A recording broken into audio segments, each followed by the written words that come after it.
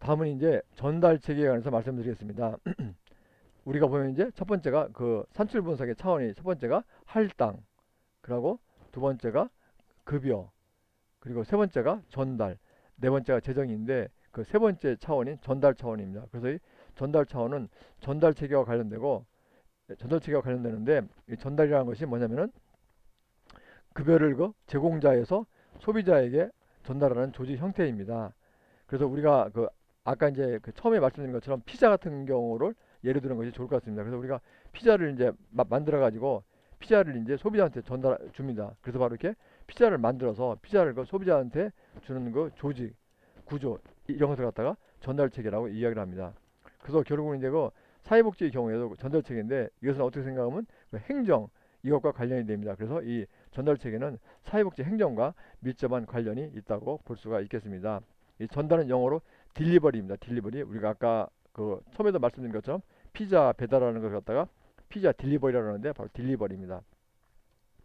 그러면은 전달 체계는 어떤 것이냐 해서 전달 체계를 분류하는데 이 전달 체계를 분류할 경우에 이렇게 두 가지 측면으로 분류하는 경우가 많습니다.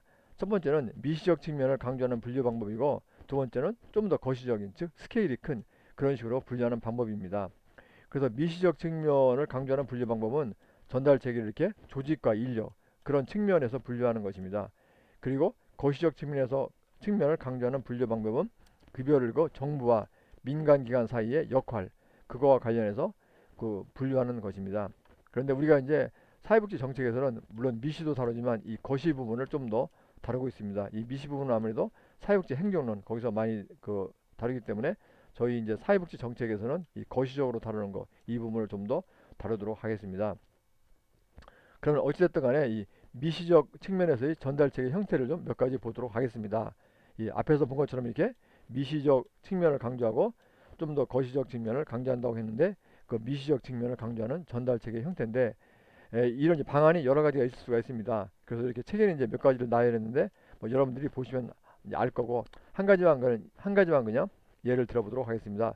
이 3번에 보면은 하나의 기관에 위치한 그런 전달 체계가 있고 또는 별도로 여러 시설을 갖춘 전달 체계가 있습니다. 예를 들어 가지고 떤 이제 그 서비스를 만약에 전달할 경우에 이제 한 곳에서 이렇게 다 이렇게 전달할 수도 있고 아니면 여러 곳에서 전달할 수도 있을 것입니다. 그래서 우리가 이렇게 한 군데서 하나의 기관에서 몽땅 전달하는 것 갖다가 우리가 원스톱이죠. 원스톱 서비스라고 하죠. 그죠? 그래서 우리가 이제 어떤 말 이제 쉽게 하면 우리가 관공서에 가서 어떤 것을 볼 경우에 볼 일이 많은데 이거 한 사무실에서 몽땅 걸 다 처리해 주는 거 이제 그런 것이 있는데 바로 그렇게 하나의 기관에 위치해서 그 위치한 그 전달 체계가 있고 또 이제 각각 그러니까 뭐 이건 여기 가고 이건 저기 가고 이건 저기 가고 이렇게 해서 각각의 시설을 갖춘 전달 체계가 있을 수가 있을 것입니다.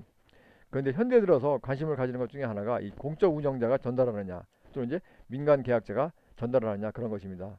그래서 현재 보면 이렇게 우리가 민영화라고 많이 하는데 민영화 해가지고 자꾸 이제 국가가 이 민간한테 떠맡기는 그런 경향을 보여주고 있습니다. 그래서 민영화 경향이 있기 때문에 지금은 자꾸 이제 민간 계약자가 급여를 전달하는 경우가 많아집니다. 그래서 현재 그 7번요 공적 운영자가 전달하는 체계냐 아니면 민간 계약자가 전달하는 체계냐 해서 체계냐 하는 이 측면에 관심이 많아지고 있습니다. 그럼 다음에는 이제 거시적 측면에서의 전달 체계입니다. 그래서 이제 저희들이 그 사회복지 정책에서는 여기에 그 거시적 측면에서의 전달 체계 형태에 관심이 많다고 볼 수가 있겠습니다.